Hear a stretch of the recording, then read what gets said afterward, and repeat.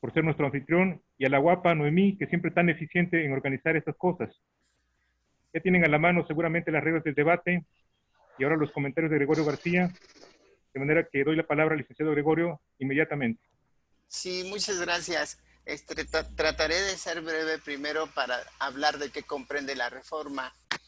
Como ustedes ven en la pantalla, se reforman 47 artículos, se adicionan 19 artículos y se derogan 19 artículos. Las partes del Código Civil que se afectan es el libro primero de las personas y el libro tercero de las sucesiones, solamente en la disposición que ya conocemos que establece el derecho de heredar para los concubinos.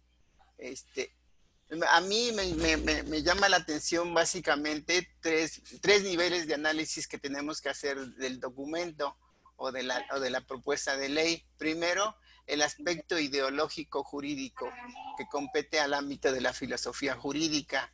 Segundo, el análisis técnico desde el punto de vista del derecho civil y familiar. Y tercero, el análisis del documento mismo de presentación del proyecto. A mí se me hace una gran idea que se conquiste el derecho al divorcio como uno de los derechos de libertad. Y es que fíjense que en la historia de la humanidad siempre ha habido una interacción dinámica entre el hombre y sus derechos humanos o sus derechos fundamentales y el Estado como una entidad que lo tiene que regular, pero a su vez tiene que respetarlo y no obstante desarrollarlo para que cada persona alcance sus fines que se propone con su propia vida. Y el derecho al divorcio encuadra exactamente en esos derechos de libertad y creo que es una de las conquistas que ha hecho en este caso el pensamiento jurídico. Hay otro tema que me gusta mucho en la reforma y que incluso supera a otros códigos que revisé y se refiere al tema de la violencia familiar. El tema de la violencia familiar incide más en el aspecto sociológico del derecho que en el aspecto puramente doctrinal y normativo o jurídico. Y es que la violencia familiar creo que siempre hemos vivido con ella y no la hemos percibido y siempre ha estado presente en todos los ámbitos de nuestra vida, en la escuela, en la familia, en el trabajo, en la sociedad. Y nos hemos tan acostumbrado que ya nunca la hemos llegado a percibir, incluso la incorporamos como forma de vivir natural. Y el código tiene todo un capítulo dedicado a la violencia familiar y al derecho a la integridad moral de las personas, de vivir en armonía, en paz y al respeto a su integridad psicoemocional. De hecho, la psicología ha sido una de las ciencias que ha estado siempre presente, pero que nuestra preparación cultural no nos ha permitido aprovechar todos sus frutos en el ámbito científico. No sé si tienen algún otro comentario. Muy bien, doy el uso de la voz a la persona que lo desee. Si quiere hacer algún comentario breve, por favor.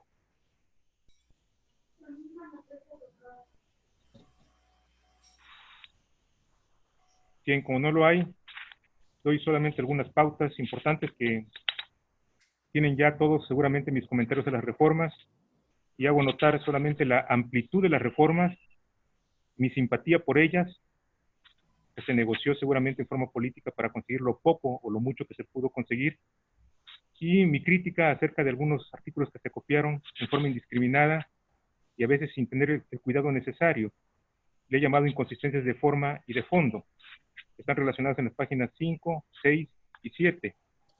Y me llama la atención, por último, las facultades discrecionales que se dan a los órganos jurisdiccionales. Se le llama órganos jurisdiccionales.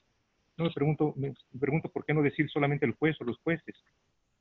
Sí, No sé si... en ese, perdón, solamente aquí yo veo algo bueno y es que en los códigos modernos, bueno, en los nuevos códigos ya se está agregando juez y jueza.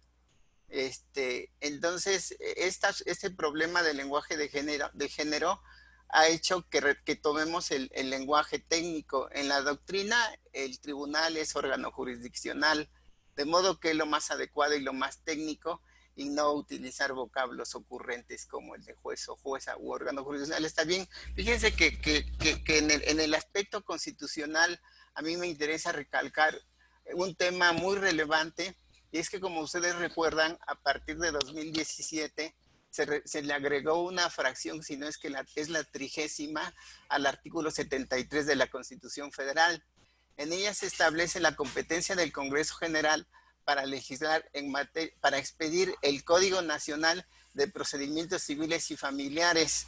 Esto es relevante, muy relevante, porque si ustedes recuerdan, la reforma de nuestro sistema judicial se hace a partir de dividir el derecho penal como competencia de los estados y el derecho procesal penal como competencia de la federación, precisamente por la falta de una política legislativa consistente en toda la nación que ha permitido la elusión de las leyes por parte de los criminales, y también la dificultad y la discrecionalidad de los órganos judiciales para su aplicación, porque todos los estados teníamos diferentes leyes en materia de procedimiento penal.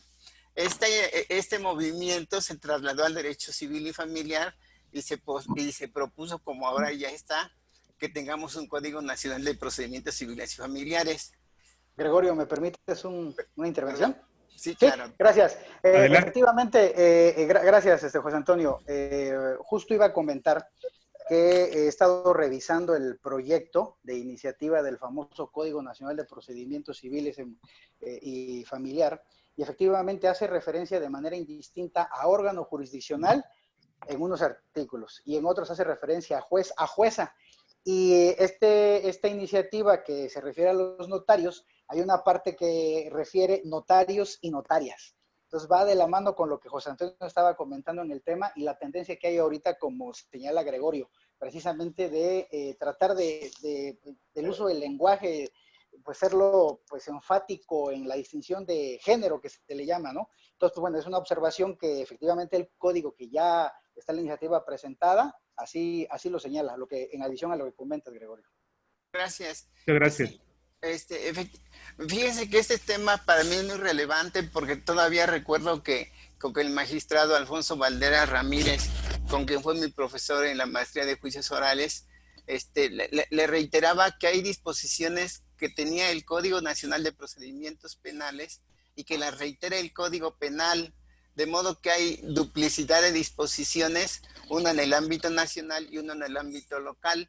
Y el tema aquí importantísimo es si una disposición puede tener dobles categorías, procesal y sustantiva, y en cada caso, cómo se distingue la competencia de la federación o de los estados según sea de naturaleza procesal o sustantiva o material. El tema no es fácil y creo que tendríamos que acudir a una interpretación pro mine, es decir, la ley que mejor proteja al gobernado, porque el gobernado no puede sufrir ninguna demérito en sus derechos por un problema de puramente técnica jurídica. Y en este punto es donde voy al tema, porque en el divorcio encausado, que a propósito así ya le llaman divorcio encausado, a mí se me hace que la ley está copiada en cierta parte, y ya lo comparé del Código Civil del Distrito Federal o de la Ciudad de México. Y el Código Civil del Distrito Federal o de la Ciudad de México se copió del Código Español y de otros códigos, pero creo que en América no hay muchos de divorcio encausado. El problema es que a veces en la academia se tecnifica tanto el lenguaje que se hace muy alejado al entendimiento natural. Les doy el ejemplo. Dice, el divorcio incausado son el cónyuge que lo solicite unilateralmente, y la redacción misma ya se hace redundante. Cuando hablas del cónyuge, pues ya se entiende que es una persona, no puede ser el cónyuge bilateral. Es decir, y así copian y pegan preceptos precisamente de personas que no tienen la capacidad técnica de discernir un texto y expresarlo en la forma más sencilla, inclusive que sea muy didáctica. Y por ejemplo, se brincan la definición de divorcio. El Código Civil inicia, igual que el del Distrito Federal, diciendo que el divorcio disuelve el vínculo del matrimonio. Pues ese pedacito se lo brincan en la reforma. Dicen después cómo se tramitará el divorcio. Pero el tema más relevante es si el procedimiento de divorcio es de naturaleza procesal o es de naturaleza sustantiva o material, porque si es de naturaleza procesal, no tenemos que estar haciendo nada para legislar en materia de procedimiento de divorcio. Podemos legislar en materia de contenido y de efectos del divorcio y de causas, responsabilidades, etcétera, pero de procedimiento no, porque el procedimiento ya se va al ámbito federal. Incluso todavía la reforma dice que el procedimiento se tramitará en la vía sumaria. El Código de Veracruz nunca ha tenido juicios sumarios, cuando menos en el esquema que lo tienen los códigos nacionales y la tradición jurídica de los códigos, incluso ya derogados. Siempre ha tenido códigos especiales y un procedimiento ordinario. De modo que aquí también se ve que copiaron el texto, o es una ocurrencia del que redactó que a la vía sumaria, en la forma que establezca el Código de Procedimientos Civiles, y reitero que ya no tiene competencia el Código de Procedimientos Civiles, sino será el Código Nacional. Estos defectos sí son muy, muy relevantes, porque pueden dar problemas de constitucionalidad, y incluso el Código Nacional de Procedimientos Penales, hasta donde yo lo he visto, no tiene el procedimiento de divorcio incausado, porque la mayoría de los códigos dejaron que el Código Civil mantuviera los procedimientos, especialmente en el incausado, en el caso del Distrito Federal. Pero ahora no nos hemos percatado que esto es de naturaleza de la competencia de la Federación y no de los estados.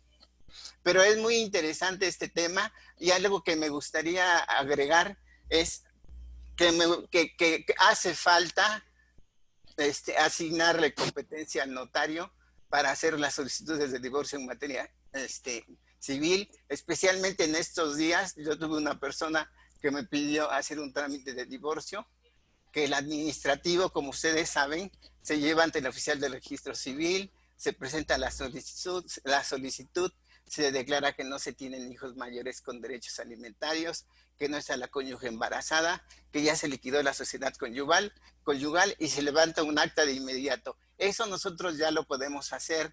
Y también aquí quiero reiterar que hay que legislar en forma más espontánea y más oportuna, porque el proyecto de reformas que vi que hicieron para que el notario actúe en materia de divorcio administrativo, solamente le quitan a la palabra oficial del registro civil notario, y en el Código Civil, cuando estamos hablando del registro civil y del notario, estamos hablando de las actas del registro civil, no de las actas notariales. De modo que hay que ir a otro capítulo u otro artículo a establecer el trámite de divorcio ante notario, pero a mí me hubiera gustado, y ojalá fuera posible, incorporar esa competencia de los notarios ahora en esta reforma.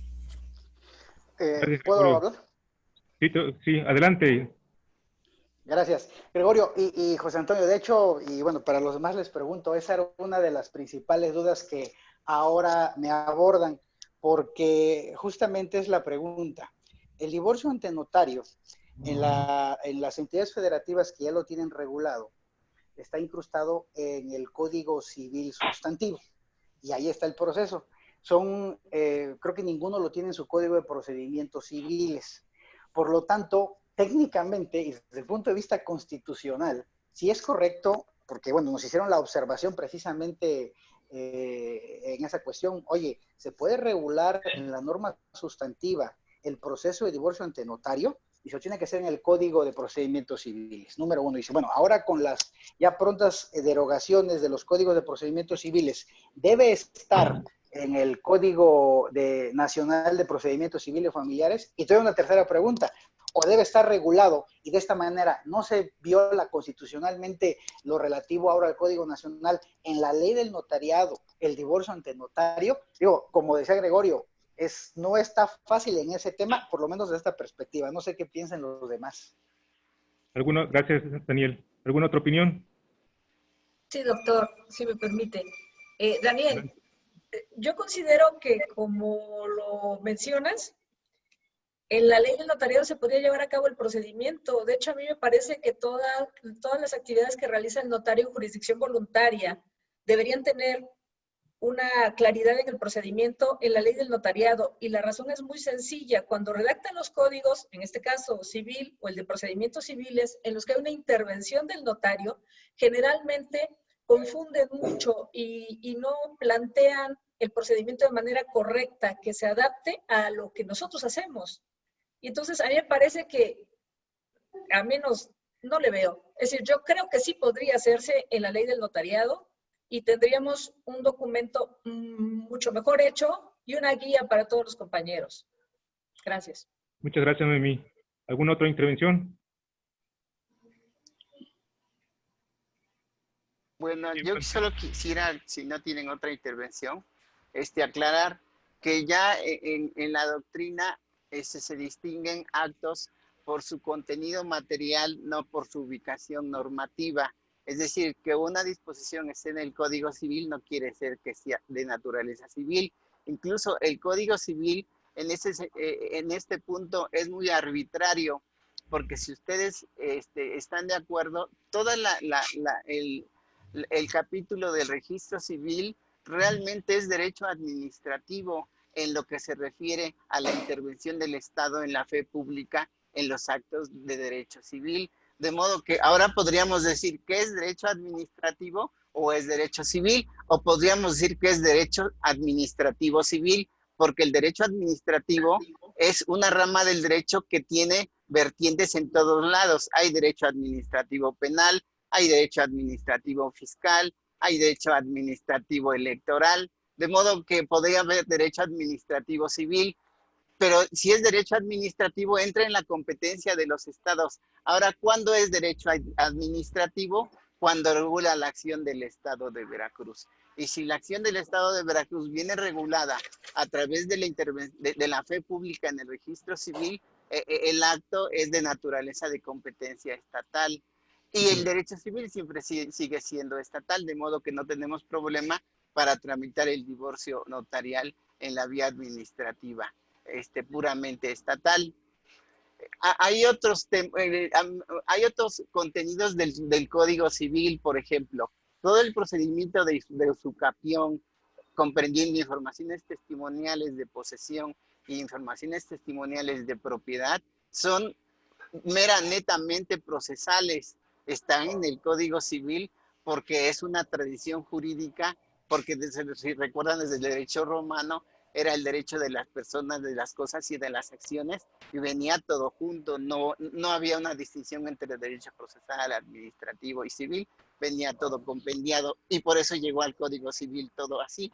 Pero el Código Civil tiene normas que son de derecho procesal, que son de derecho administrativo, y las que son netamente de derecho civil, de modo que las de derecho procesal tendrán que irse a la competencia de la Federación, y las de derecho administrativo y las de derecho civil estrictamente permanecerán en la competencia de los estados. Muchas gracias, Gregorio. ¿Alguna otra intervención? Que ruego sea breve. Bien, planteo tres cuestiones entonces. Número uno, para Daniel, si es tan amable, ¿qué sigue en esto? ¿Qué siguen las reformas? Ustedes están enterados como miembros de la mesa directiva, ¿qué sigue en esto? Y número dos, ¿de dónde vamos a sacar el dinero para poner en marcha todas estas reformas? Y aún un comentario número 3. Gregorio, ¿podrías darnos copia de estos comentarios tuyos? Desde luego, con todo gusto. Sí, son unas notas que están hechas por abecedario, incluso, discúlpenme que no les he pasado. Las reformas empiezan por las actas de nacimiento, orden de libre elección de los apellidos. Perdón, y en esto es con los que a mí me da mucho gusto ver el Código Civil lleno de derechos de libertad, porque la libertad realmente es una conquista que ha hecho que transformemos al mundo. Recuerdo la frase de Alexis de Tocqueville en la Revolución Francesa, que dice que no hay arte más grande en maravillas que el arte de ser libre. Y cuando algo se hace libre, siempre se cambia y siempre se mejora. Entonces, el código está ahorita contaminado de libertad. Lástima que no pasó o no está la reforma para el matrimonio igualitario. Creo que la sociedad todavía no está preparada para esta situación de vivirla. El matrimonio igualitario, pues están en su derecho, diríamos, pero también quiero subrayar que estas modificaciones se hacen como una tendencia irreversible de la Suprema Corte en lo que se llama la constitucionalización del derecho. Es decir, que todo el derecho se desarrolle a partir del respeto de los derechos humanos y de los derechos fundamentales, independiente de la tradición jurídica que cada país o cada sistema jurídico tenga. De modo que no es, diríamos que una ocurrencia o una situación graciosa ahorita de la legislatura tomar estas reformas. Es una necesidad que la ha obligado la evolución de la jurisprudencia en el respeto y en el desarrollo a la persona. Otros temas, por ejemplo, como de los alimentos, tienen cuestiones técnicas, por ejemplo, que ya limitan a los 25 años.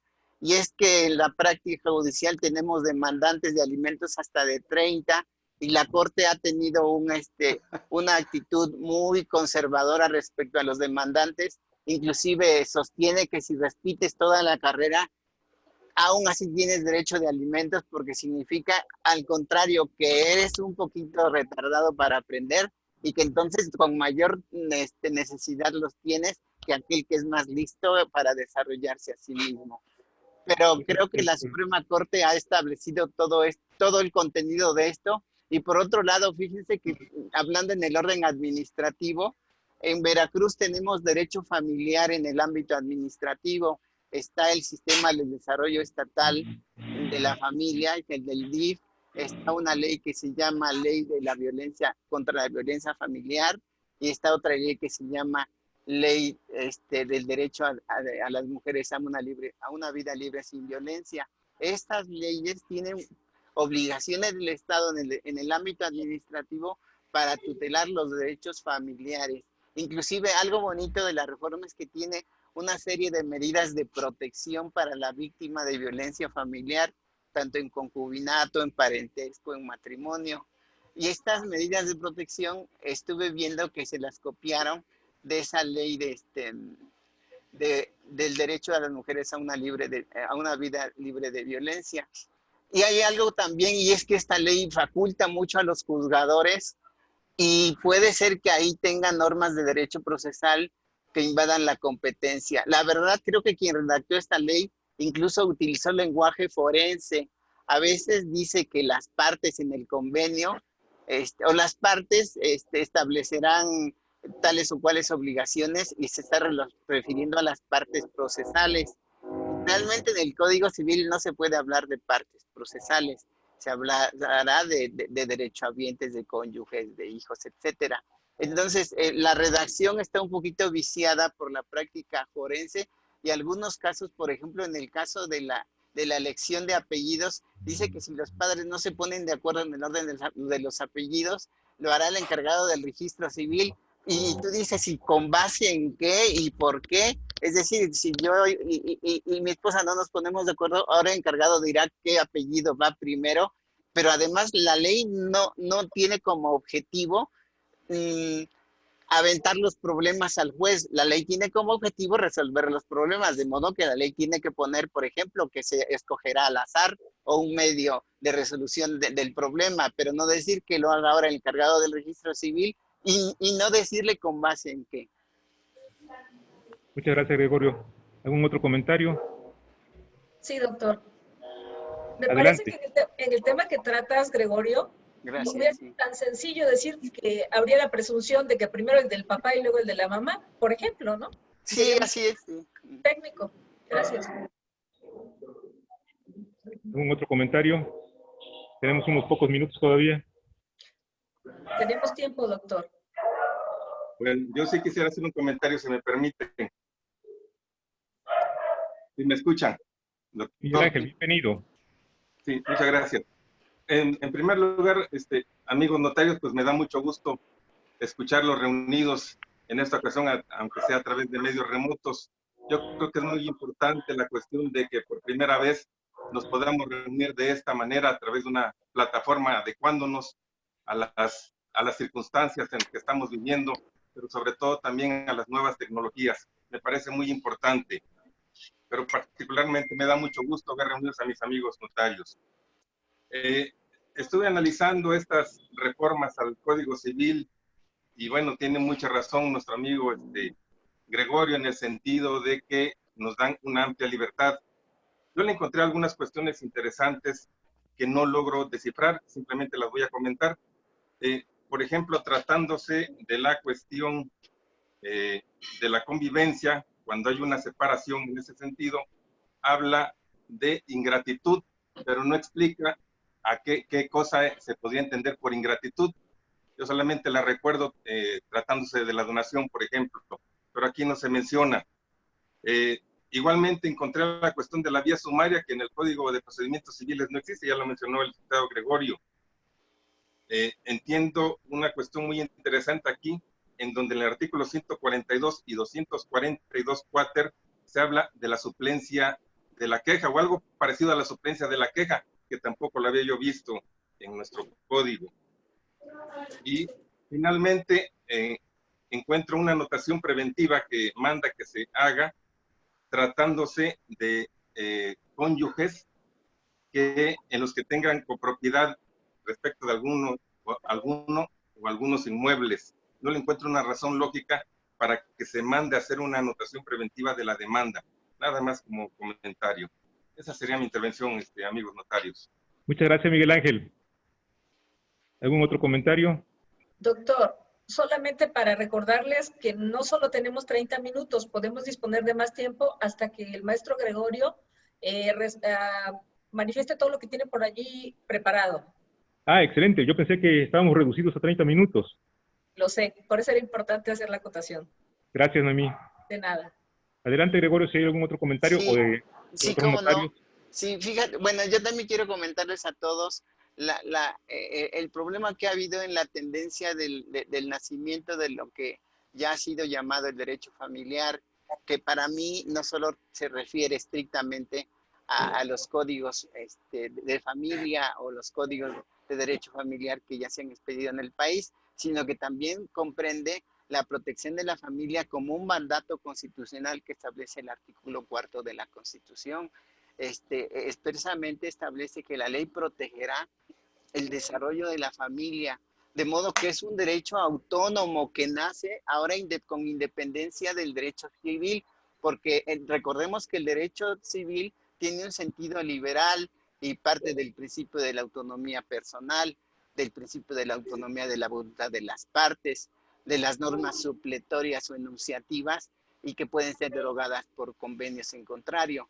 Pero el derecho familiar no, el derecho familiar viene a ser un catálogo de derechos de orden público cuya realización compete al Estado. Por lo tanto, parece que no hay mucha discusión de que estamos en la presencia de la autonomía de un derecho nuevo, que incluso ahora en el ámbito del derecho administrativo tiene un desarrollo con cargo al Estado y que además sociológicamente hace falta con independencia de las relaciones patrimoniales en la familia. De modo que la reforma inclusive del artículo 77 de la Constitución ya diríamos que vino a ponerle una etiqueta de derecho civil y familiar. De modo que ya no hay para atrás. En adelante yo creo que ya tendremos que hablar de derecho civil familiar. Y ahora el siguiente tema es si nuestro código tendrá que dividirse en dos, en un código de familia o llamarse código civil y familiar. Pero en todo caso también me interesa comentarles que en ocasión a la controversia constitucional que se promovió en relación al matrimonio igualitario que establece el Código Civil del Distrito Federal, que inclusive fue ponencia de la ministra Olga Sánchez Cordero, se estableció, también se impugnó ahí el divorcio encausado. La acción de inconstitucionalidad sostenía o sostuvo que no se pueden desligar de las obligaciones bilaterales nacidas de un contrato. Y la ponencia sostiene que la teoría de las obligaciones del derecho civil no son aplicables a las relaciones familiares. Por lo tanto, sí estamos en una ciencia o en una rama del derecho autónoma que ya tiene sus principios naturales propios y que es la protección a la familia y libre desarrollo de la personalidad. De hecho, Gregorio, yo comparto ese criterio porque los nuevos códigos familiares acostumbran poner al principio precisamente los principios del derecho familiar, en orden de 8 o 10 principios electos y aplicables solamente al derecho familiar. pero Gutiérrez y González todavía mantiene la posición tradicional de su derecho familiar como parte del derecho civil. Y de hecho uno de sus libros se llama así, Derecho Civil para la Familia. Sí, también el de la doctora, su alumna, la doctora Raquel Aquí, Sandra Contreras López, pero no solo ella. Sé que en el código, que en el Distrito Federal se está trabajando en la UNAM un proyecto de código civil y si se sigue llamando código civil y no código familiar aparte y código civil.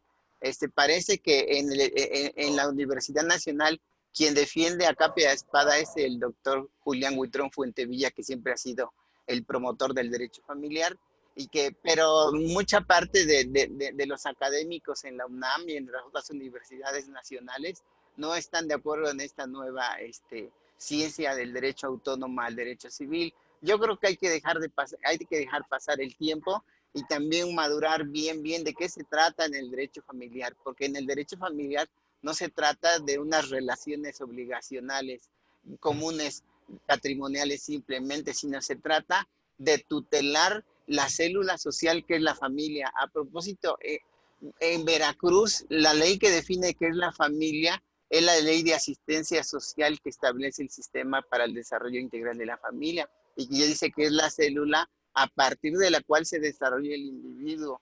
De modo que este tema impacta directamente en los derechos humanos y en las obligaciones que tiene el Estado mexicano de realizar el libre desarrollo de la personalidad.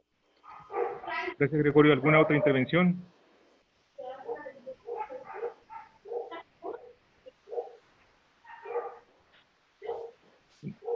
No escucho bien.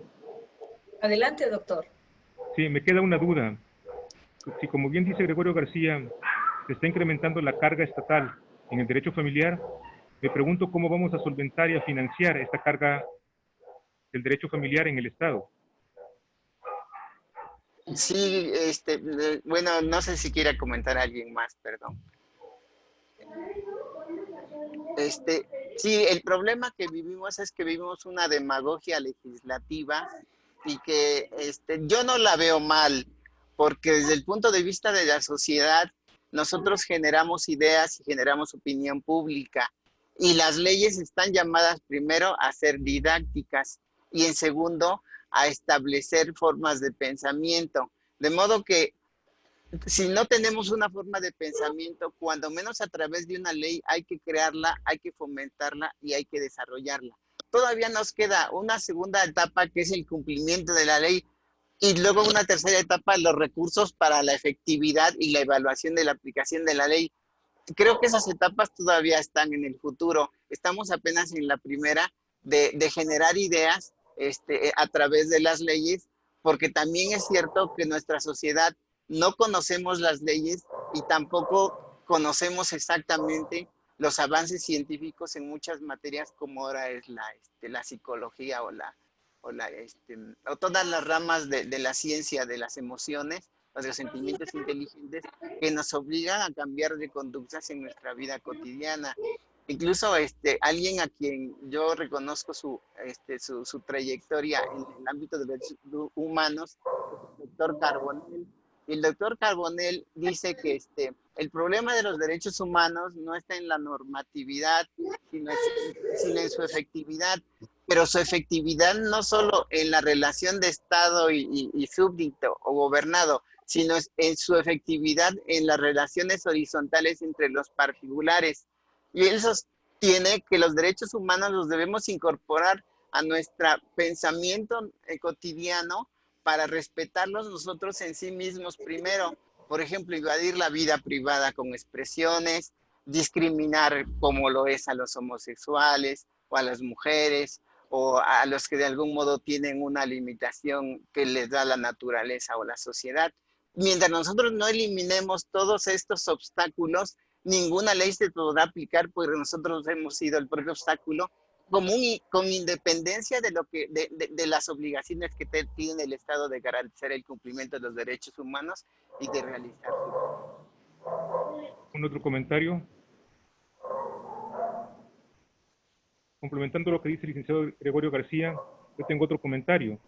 Se trata de una comisión que se encierra durante unos 18 meses, desde marzo del año pasado hasta ahora, hasta mayo del 2020.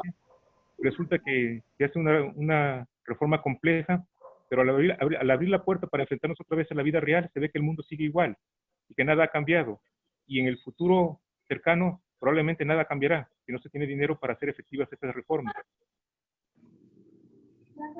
Y sí, ahí hay otro tema que también compete a la sociedad civil y a nosotros, especialmente los notarios y a los abogados. Y es el plano ético, jurídico de las profesiones.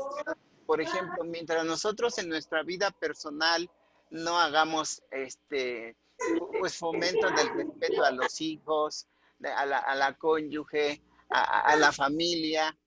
Por ejemplo, a mí me da mucha tristeza que en el ámbito litigioso sigo atendiendo problemas de herencias familiares que son los que siempre he conocido y parece que persistirán una vez que yo no esté. De modo que parece que no hay, en cambio, ninguno en ese punto, y me da mucha tristeza porque creo que nosotros los operadores jurídicos tenemos que trabajar con nuestros clientes, tenemos que trabajar con nuestra sociedad, tenemos que trabajar en la academia para tratar de que se llegue a entender que hay valores superiores a los que nos da nuestra cultura del dinero, del poder, de las comodidades, y que es el respeto a la vida misma de las personas y a la realización de las personas como son nuestra propia familia o nuestra propia sociedad. Pero déjenme también comentar antes de que se me olvide, que también el código tiene la propuesta de reforma tiene otro problema, y es que generalmente remite mucho al Código Penal. Dice que en determinados casos se atenderá lo que establece el Código Penal. Esa es una salida, como decimos, que de conformismo realmente el Código Civil no tiene por qué remitir al Código Penal. Lo mismo diría que se vaya a la ley de salud o a la ley de condominio. Es decir, el Código Civil tiene que regular. Lo del derecho penal, pues ya le corresponderá al derecho penal. Y fíjense que hay problemas que no pudo superar el legislador en forma técnica. Por ejemplo, dice que si hay personas que no tienen un representante, que sean menores, incapacitados o indigentes, que se dará parte a la fiscal general y que para que inicie el procedimiento respectivo. Otros códigos, por ejemplo, los códigos de Colombia en materia de proceso civil, establecen el inicio de oficio del procedimiento. Inclusive algún profesor dice, si el juez va caminando por la calle y ve un niño en la calle que está abandonado, tiene en ese momento que bajarse, llamarle a su secretario y levantar un acta y decir que hay un niño abandonado en la vía pública, e iniciar un procedimiento de oficio, designarle tutor, mandarlo a una casa asistencial. Pero eso es lo que tiene que hacerse desde el punto de vista de procedimiento civil, no decir a la fiscal general que hay un delito, porque el juez primero tiene que ejercitar sus facultades que él tiene y no llevarle el problema a otro, que además ese sería solamente para la sanción penal, porque no puede hacer otra cosa la fiscal, o en todo caso ejercitar la acción ante el juez civil. Pero si el juez civil puede hacerlo de oficio, de hecho el Código de Procedimientos Civiles en algunos casos establece la actuación de oficio, de modo que el código podría haber establecido eso, pero no lo estableció. Hay limitaciones técnicas en la redacción del proyecto. Comentando ese punto, fíjate que en Estados Unidos y en Canadá, quien lo hace es la policía, que recibe el título apropiado de enforcement. Es decir, si va un policía por la calle y ve que un niño está jugando a las 11 de la mañana, el policía inmediatamente increpa a los padres y pregunta por la razón, en virtud de la cual ese niño está en el jardín y no está en la escuela. Tiene facultades para arrestarlos. Claro, inclusive también podría tener facultades para presentarlo en un procedimiento civil para designarle tutor en una casa de asistencial y entregarlo a una institución asistencial, ya sea del Estado o privada. Esas son las soluciones que queremos en los códigos, pero no que deleguen la responsabilidad a otros códigos. ¿Algún otro comentario? Daniel, ¿qué sigue ahora, Daniel, en las reformas? ¿Tendremos algún espacio para ellas? Pues después de la reunión que tuvimos virtual, ahí la plática con los colegas hace 15 días, surgieron varios comentarios y una que otra sugerencia para mejorar lo que se había presentado. Entonces se está trabajando precisamente en esa mejora y pues, ¿qué hay que hacer? Estamos en el impulso desde el Consejo, impulsando que esto salga, vamos trabajando, pues lo pongo entre comillas, contratiempo, pero pues bueno, nos dieron esa facilidad. Entonces estamos, digámosle que mejorando, depurando, actualizando esos primer proyectos que se habían presentado ya con comentarios adicionales. Y de ahí referías, José Antonio, que de dónde íbamos a sacar el dinero para impulsar esas reformas. Pues yo creo que del bolsillo de los consejeros, porque vamos continuamente a Jalapa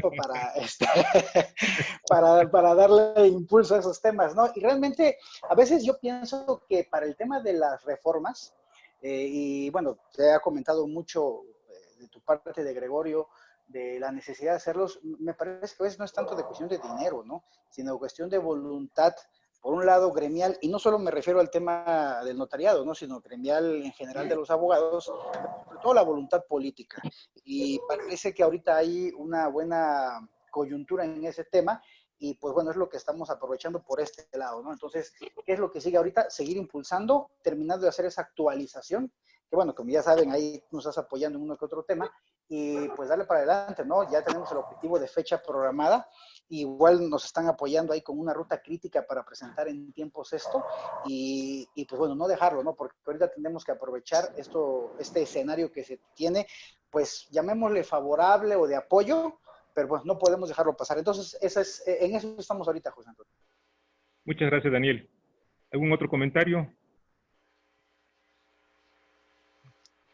Bueno, solo en el plano ideológico que dices, José Antonio, y que efectivamente tienes mucha razón, de cómo, de que una cosa es que establezca la ley una situación y otra cosa es que se cumpla.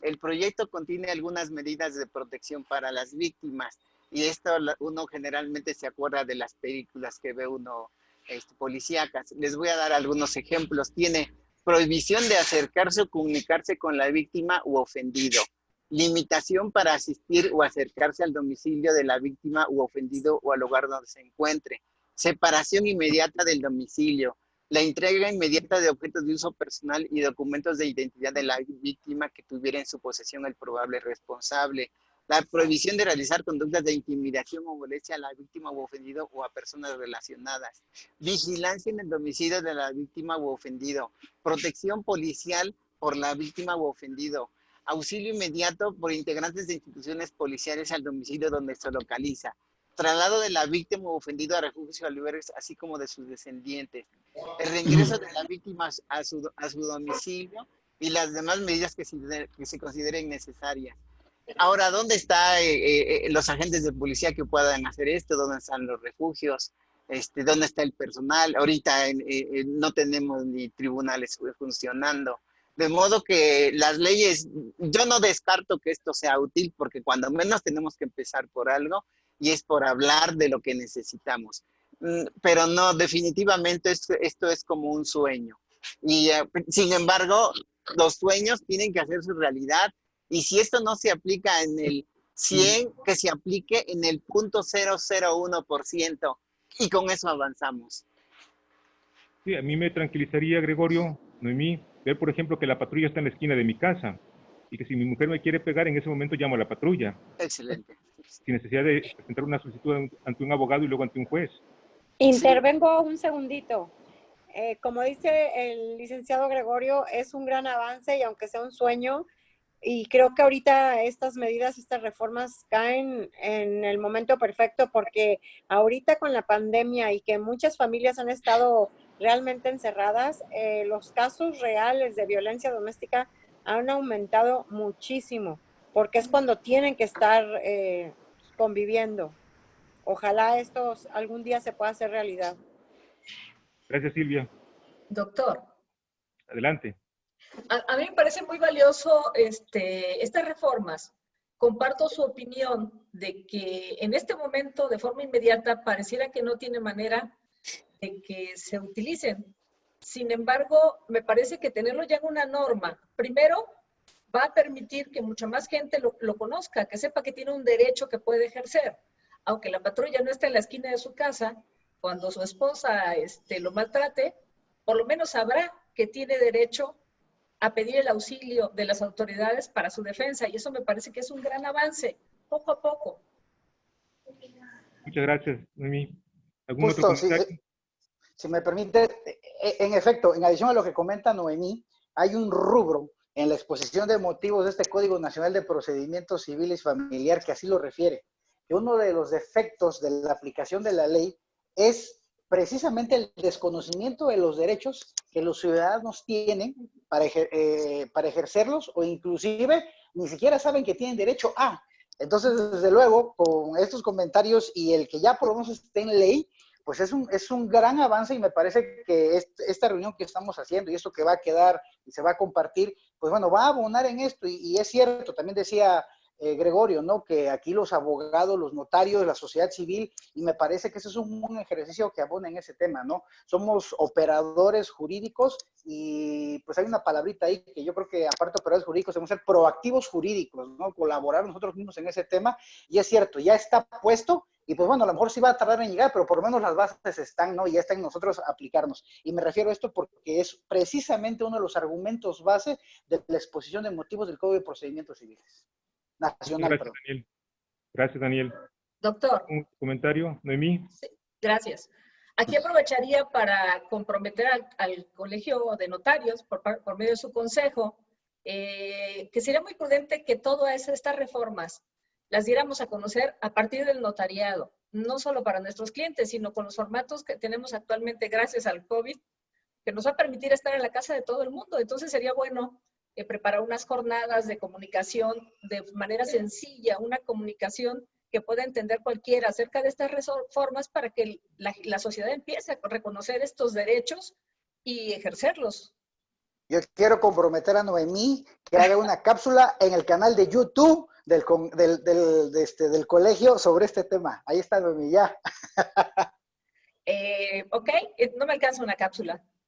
Ah, bueno, Si dos o tres. Cápsulas, te está escuchando el secretario, ya tomó nota de ello. Sí, muy buena idea, Oye, Daniel. cuenten con ello. ¿Algún otro comentario? Sí, cuenten con ello. Sí, yo creo que sería muy valioso la participación precisamente de la mujer, notaria, abogada, porque nunca sabremos los varones qué es vivir en el sentido de una mujer. Y nosotros generalmente lo hemos reconocido cuando se trata de nuestras madres, nuestras hijas, nuestras hermanas, pero no cuando se trata de nuestras esposas. De modo que hay algo que nunca llegamos a percibir como la cara de lo que es el machismo.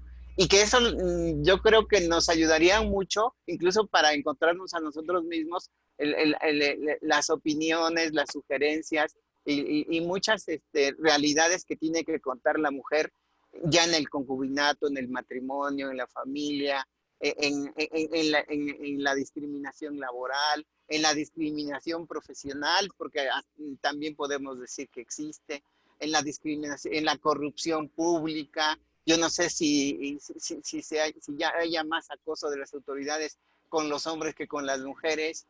De modo que es todo un tema que tenemos que poner sobre la mesa y que discutirlo y hacerlo visible, porque el problema de nuestras realidades es que las hemos hecho invisibles y nadie habla sobre su existencia y mucho menos sobre su combate.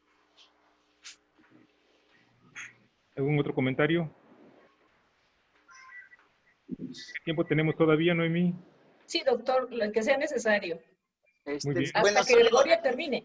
Gracias. Solo que quiero observar que también en el plano de los buenos deseos, el código establece que al responsable de violencia familiar se le someterá a un curso por un condena para su readaptación, sí, a un curso de readaptación psicoemocional. Y en ese tema también quiero resaltar que nuestra capacitación científica también es muy limitada.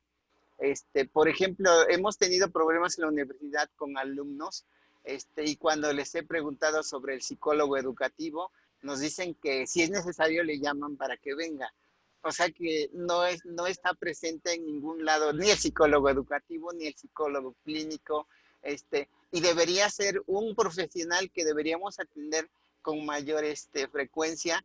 Inclusive por curiosidad personal, compré un libro que dice en qué sirve la terapia psicológica, y dice que el psicólogo debe ser como tu coach de primera base o de segunda o de tercera, en cualquier esfera de tu vida, ya sea que sea profesional, ya sea familiar, ya sea económica, y estarle consultando, diciéndole, voy bien así, voy a tomar esta decisión, a quién puedo lastimar, o tengo este problema, o por ejemplo el caso del divorcio o de los hijos. Entonces, de modo que estas situaciones de psicólogos para nosotros son totalmente ajenas a nuestra vida, y también deberíamos incluso como profesionales recomendar a nuestros clientes o tener un apoyo. Yo a veces en forma de broma les digo cuando les pido a los clientes que nos pongan un problema, por ejemplo de herencia, empiezan a platicarme que un hermano es más malo que otro, y luego les digo, oiga, ¿por qué no me platican nada más las cosas legales?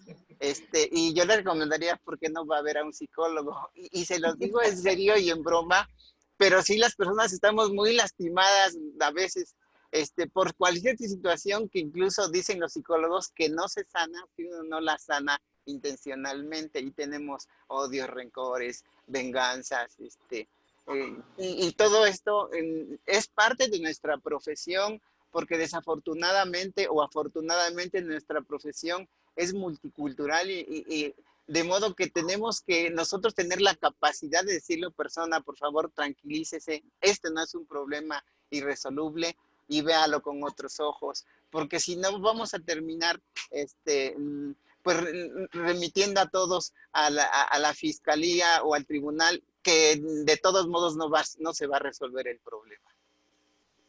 Gracias, Gregorio. ¿Algún otro comentario? Brevemente, ¿puedo comentar algo? En Por cuestión supuesto. de herencias, yo creo que todos lo vivimos casi a diario. Ahí entran cuestiones psicológicas totalmente, totalmente.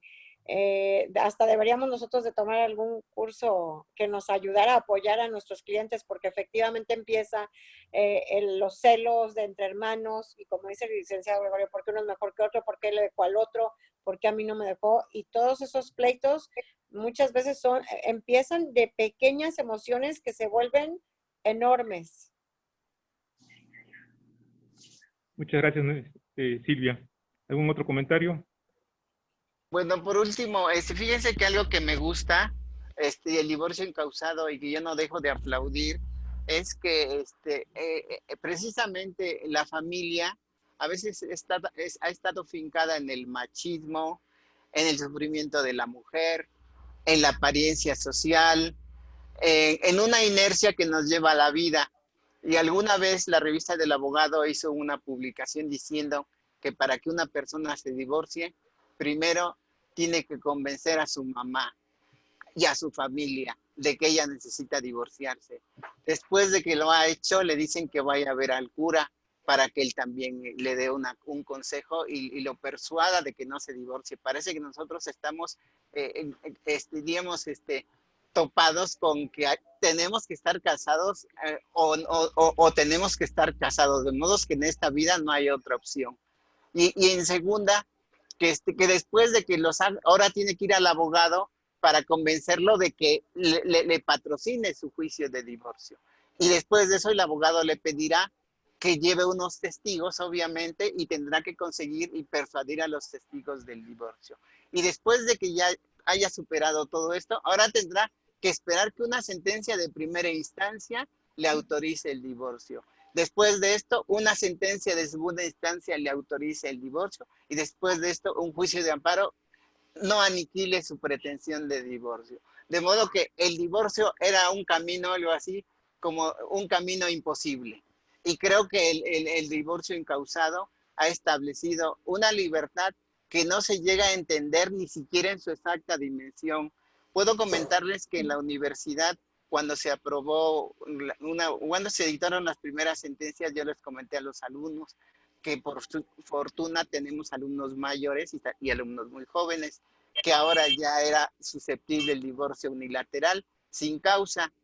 Y se levanta una persona mayor y me dice, oiga usted, ahora miren qué oportuno, dice, una aguantándose toda la vida para que ahora se vaya él. O sea, que realmente, ¿cuál es el concepto de matrimonio que tenemos, de felicidad, de realización personal? De modo que para mí el divorcio causado creo que ha sido lo más meritorio de toda la reforma. Muchas gracias, Gregorio. ¿Algún otro comentario? Bien, tal vez sea tiempo de proponer algunas conclusiones. ¿Tienes algunas conclusiones, Gregorio? Sí, conclusiones, que el Código Civil consagra ahora derechos de libertad que no teníamos. Y antes de que termine, también en el concubinato ya lo regula y yo no sé si sea a propósito o sea, hubiera sido una omisión, no establece la distinción de género en el concubinato. Establece de 2 personas. De modo que esto ya ves un avance para la relación homosexual en el concubinato.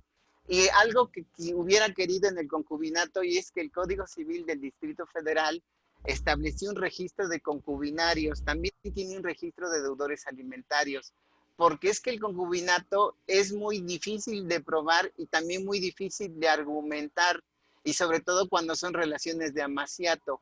¿Cuándo se da el concubinato sí y cuándo se da el concubinato no? Y desprotege a las personas. En el Código Civil del Distrito Federal o Ciudad de México ya se establece un registro donde las personas pueden ir a registrar su concubinato, cuando menos para tener un principio de prueba, porque si no, no tenemos un principio de prueba de cuándo empieza y cuándo termina. Y por ejemplo, la definición que ahora estableció la reforma no establece vida marital, dice vida en común. Y yo no sé si vida en común sea lo mismo que vida marital, porque puede haber vida en común y no sea vida marital. De modo que el concubinato, creo que debería regularse un poquito mejor y inscribirse como se hace en el Distrito Federal. Inclusive también se puede inscribir ante notario, que esa podría ser una opción, cuando menos para generar un principio de prueba del que nazcan todos los derechos. Y yo creo que también el matrimonio ha venido perdiendo credibilidad social y esto se va a reflejar en que va a haber más concubinatos. Lo que no me llega a gustar, porque desde el punto de vista de la protección de la familia, el concubinato no es la forma más adecuada para protegerla como lo es el matrimonio, con independencia de sus pros o contras que llegue a tener. ¿Un comentario? Sí, doctor, gracias. Yo, doctor. Adelante, Noemí. Me parece muy interesante lo que acabas de decir, Gregorio, porque efectivamente podemos hacer una declaración unilateral de voluntad donde comparecen y nos declaren que a partir de este momento viven, primero que te declaren desde luego que no son casados, que viven juntos, que tienen la intención de vivir en concubinato, y tal vez en el registro público, como tú dices, sería importante hacer alguna reforma que permitiera este registro y que nos diera certeza de fecha para poder iniciar los derechos que ya vienen ahora mismo mucho mejor regulados en la reforma del Código Civil. Muy bien. Tengo un comentario aquí. Perdón. Gracias. Es un comentario breve. En la ley de familia de Bolivia, que se autoriza ahora que se le diga por un nombre al compañero concubinario o concubina, porque fíjense que no tenemos un nombre para ello. Cuando la persona presenta a su compañero, dice su pareja, como si fuera un policía, o su compañero simplemente, pero no dice su concubina, su concubinario. Pues bien, la ley de Bolivia ya dice que se le puede llamar esposo o esposa, aunque no lo sean, y de esa manera legitima un poquito la situación incierta del concubinato. Sí, incluso la reforma ya propone como supletorias las normas del matrimonio para el concubinato y en eso se me hace un gran avance. También yo pienso que tenemos de trabajar en la madurez cívica y emocional de las personas, porque las personas, ¿por qué no se casa una persona?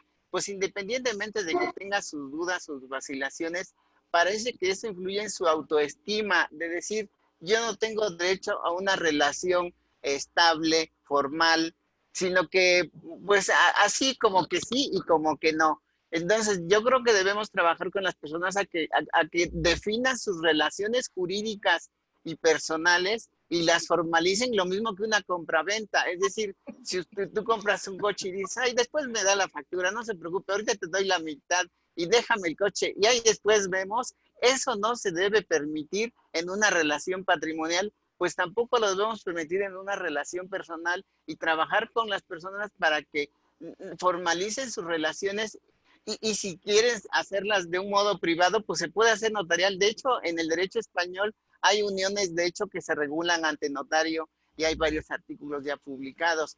Y también algo importante es la forma de terminar el concubinato, porque también deberíamos hacer una notificación para que se termine el concubinato y haya un punto de partida y un punto de llegada en el concubinato y no se preste también a malas interpretaciones, porque si tu pareja no llega todo este mes, ¿tú qué debes entender? ¿Que ya no está o que sí está? ¿O que se tomó un tiempo?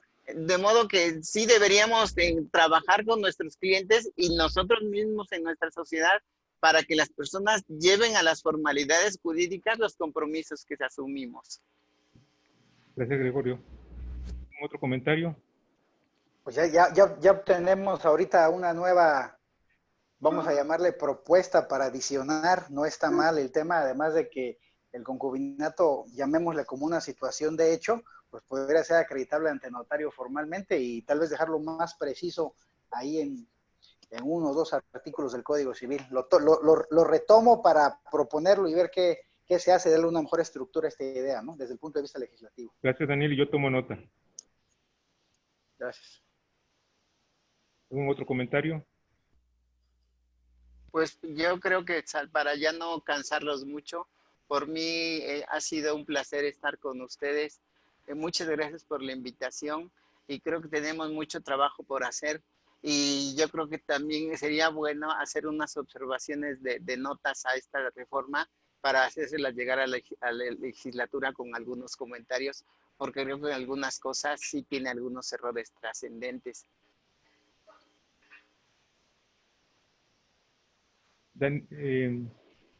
Jaime, ¿sería posible eso, Jaime? ¿O faltaría una decisión del Consejo en ese sentido? ¿Sería un acercamiento político tal vez? ¿Felicitar a los autores de las reformas? ¿Qué opina el Consejo? ¿Qué opinaría el Consejo acerca de eso? Yo creo que sí sería posible, doctor. Sería cuestión, como lo está comentando el licenciado Goyo, tal vez hacer la relación de las propuestas y por conducto de Daniel creo que lo podemos llegar sin problema.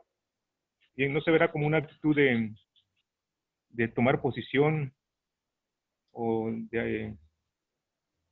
no se debe expresar simpatías acerca de lo que dice la ley, sino simplemente aplicarla? Políticamente sí, tenga ver su importancia. Sí, yo creo que tenemos que tener una posición como gremio, como colegio de más apertura frente, como decían, estamos en un tema en el cual necesitamos comunicar a la sociedad, ¿no? Necesitamos comunicar a la sociedad lo que pensamos como gremio, a las autoridades, entonces yo creo que el ejercicio sería importante, sería bueno. Muy bien, se une a la propuesta de Noemí de hacer una especie de cápsulas, como dice Daniel, para interiorizar en la sociedad este conjunto de reformas, para que se conozca mucho mejor. Me parece muy bien. Ahí van dos conclusiones importantes.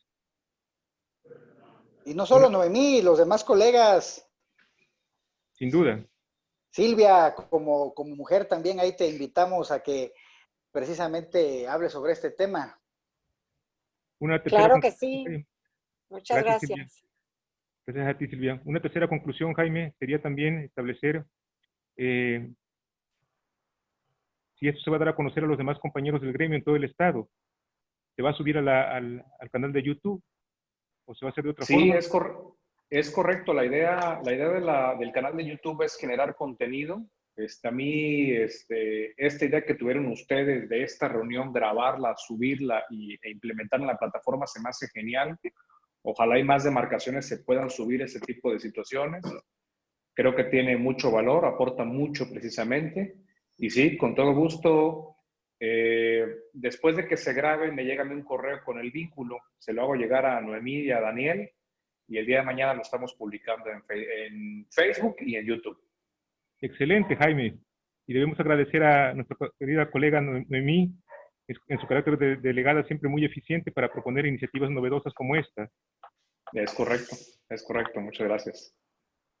Al contrario, gracias, doctor, por aceptar la invitación, y maestro Gregorio, que siempre tan brillantemente expone y de una forma tan fácil de entender, que de verdad agradezco también a Jaime el esfuerzo, Daniel, y a todos los compañeros que han estado presentes en esta reunión. Y creo que, bueno, a partir de esta, que es nuestra primera reunión vía electrónica, pues seguramente tendremos muchas más pronto. Muchas gracias. Me quisiera agradecer a Silvia su aportación tan puntual desde el punto de vista de la mujer y de los problemas que resuelven día a día en el despacho. Gracias, muchas gracias, Silvia. Muchas gracias, doctor, y gracias a todos. Bien, se va a producir un documento sobre esto y ya me imagino que Jaime Cerdán se ocupará de todos los detalles. Sí, Sí, es correcto. Perdón, opino que una parte relevante del documento debería ser la propuesta de que ya se incluya la intervención del notario en el divorcio administrativo y el registro del inicio y la extinción del concubinato, pero ya como propuestas concretas, para que se incorporaran a la ley, para que se incorporen a la ley. Bueno, en ese punto no hay problema porque Daniel tiene un látigo para apurar a las reformas. Un látigo que sabe utilizar muy suavemente. ¿Le gustó eso del reloj legislativo? Decirle que no. ¿Les parece bien que demos por terminada la reunión entonces? Gracias, doctor. Muchas gracias. Gracias a todos, gracias. Gracias a todos. Gracias a todos. Gracias Muchas a por la todos. invitación. Buenas noches. Igualmente, Que gracias a descansen. todos. Estamos viendo. Hasta luego. Saludos. Hasta luego. Bye. Muchas gracias, Jaime. Gracias, Daniel. Gracias, Noemí. Doctor. Gracias. Buenas noches. Buenas noches.